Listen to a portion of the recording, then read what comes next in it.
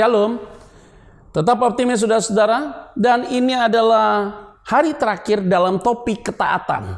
Nah, perenungan ini menjadi kuat bagi kita semua karena ini adalah hari yang menjadi klimaks saudara untuk melihat terus kebesaran Tuhan. Nah, sebelum kita membaca firman Tuhan, saya mengajak kita untuk berdoa bersama-sama. Tuhan, terima kasih.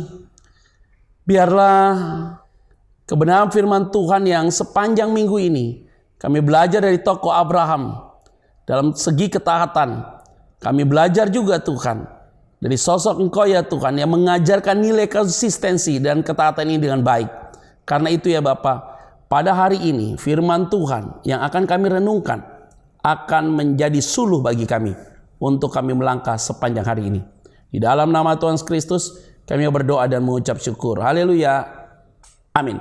Nah, saudara-saudara yang saya kasih di dalam nama Tuhan Kristus, di dalam Kejadian 12 ayat yang ke-8 ini adalah menjadi ayat terakhir dalam perenungan kita sepanjang minggu ini. Kemudian ia pindah dari situ ke pegunungan di sebelah timur Betel. Ia memasang kemahnya dengan Betel di sebelah barat dan Ai di sebelah timur. Lalu ia mendirikan di situ mezbah bagi Tuhan dan memanggil nama Tuhan. Saudara tahu di akhir ini, kalau saudara ikuti dari hari Senin, bahwa Tuhan itu memerintahkan kepada Abraham untuk pergi. Di situ juga ada janji Tuhan, pemeliharaan Tuhan. Di situ juga ada perlindungannya Tuhan, janji perlindungan Tuhan untuk Abraham. Di situ juga dia harus jadi berkat, saudara. Begitu juga orang yang bersama dia juga diberkati oleh Tuhan. Maka dari rentetan-rentetan perenungan firman Tuhan itu, betapa hebatnya impact bagi orang yang taat itu sendiri, saudara. Nah, yang paling menarik di ayat yang ke-8 ini adalah apa? Abraham mendirikan di situ mezbah bagi Tuhan dan memanggil nama Tuhan.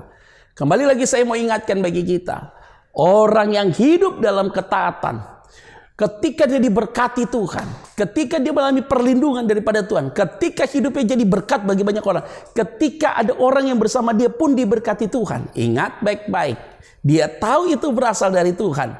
Maka kalau dia tahu itu berasal daripada Tuhan, maka dia tidak akan pernah mencuri kemuliaan Tuhan. Apa yang kau miliki hanya dititipkan Tuhan. Kita hanya diajar Tuhan, dipercayakan Tuhan untuk memanage berkat yang sudah Tuhan berikan bagi kita. Maka jangan mencuri kemuliaan Tuhan. Semua untuk kemuliaan bagi nama Tuhan. Ini penting sekali. Dan Abraham mengajarkan kita ketika dia bangun mezbah, Tuhan di sini memanggil nama Tuhan. Artinya apa? Dia belajar juga berterima kasih kepada apa yang Allah sudah berikan dalam hidup dia. Banyak orang ketika diberkati lupa Tuhan. Banyak orang yang sudah mengalami perlindungan dia lupa Tuhan. Tetapi kita ketika mengalami berkat lebih, kita tetap ingat Tuhan. Kalau bukan Tuhan, kita tidak bisa buat apapun. Kalau hari ini kau dilindungi, kau dijaga Tuhan, dipelihara Tuhan, semua oleh karena Tuhan. Saudara yang saya kasih di dalam nama Tuhan Kristus, tetap terus setia dalam merenungkan firman Tuhan. Tetap setia dalam berbicara kepada Tuhan. Dan saya mau ingatkan bagi kita, esok hari ada ibadah Sabat Shalom. Saudara akan diberkati lewat pujian penyembahan. Lebih daripada itu, kebenaran firman Tuhan akan memerdekakan saudara. Jaga hatimu, jaga pikiranmu. Karena itu yang paling penting. Maka pribadi dan keluargamu diberkati Tuhan. Engkau yang sakit disembuhkan. Dan hari ini Tuhan selalu ada bersamamu. Bukan sampai hari ini saja, tapi sampai selama-lamanya. Saya mau berdoa buat saudara. Tuhan, terima kasih di akhir minggu ini Tuhan. Perenungan ini menjadi satu dasar bagi kami. Untuk kami tidak akan mencuri kemuliaan Tuhan. Kami tetap bersyukur pada Tuhan. Terpuji termulia. Di dalam nama Tuhan Kristus kami berdoa dan mengucap syukur. Haleluya. Amin. Tetap optimis dan jaga kesehatanmu setiap hari dan setiap waktu. Yang paling penting ingat selalu, Tuhan kita tetap hidup, menjagamu, memegang tanganmu. Tuhan Yesus memberkati kita semua. Shalom.